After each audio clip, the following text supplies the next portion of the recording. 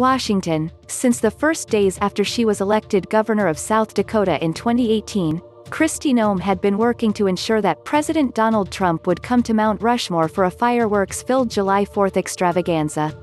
After all, the president had told her in the Oval Office that he aspired to have his image etched on the monument. And last year, a White House aide reached out to the governor's office with a question. According to a Republican official familiar with the conversation, what's the process to add additional presidents to Mount Rushmore? So last month, when the president arrived in the Black Hills for the star-spangled spectacle he had pined for, Noem made the most of it. Introducing Trump against the floodlit backdrop of his carved predecessors, the governor played to the president's craving for adulation by noting that in just 3 days more than 125,000 people had signed up for only 7,500 seats. She likened him to Theodore Roosevelt, a leader who braves the dangers of the arena, and she mimicked the president's rhetoric by scorning protesters who she said were seeking to discredit the country's founders. In private, the efforts to charm Trump were more pointed. According to a person familiar with the episode, Noem greeted him with a 4-foot replica of Mount Rushmore that included a 5th presidential likeness, his. But less than 3 weeks later, Noem came to the White House with far less fanfare, to meet not with Trump, but with Vice President Mike Pence.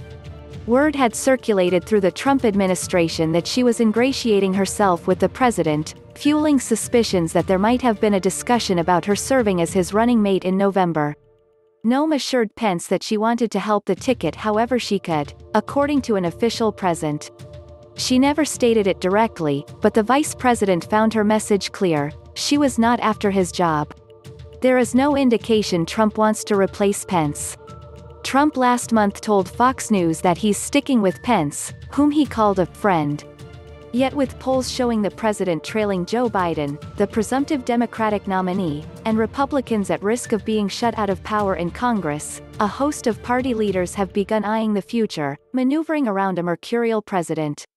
Senator Tom Cotton of Arkansas was in New Hampshire late last month. Senator Rick Scott of Florida is angling to take over the Senate Republican campaign arm to cultivate donors, and Representative Liz Cheney of Wyoming is defending Dr. Anthony Fauci, the government's leading expert on infectious disease, while separating herself from Trump on some national security issues. At the same time, Secretary of State Mike Pompeo is attempting to shore up his conservative credentials by pushing a hard line on China, and sends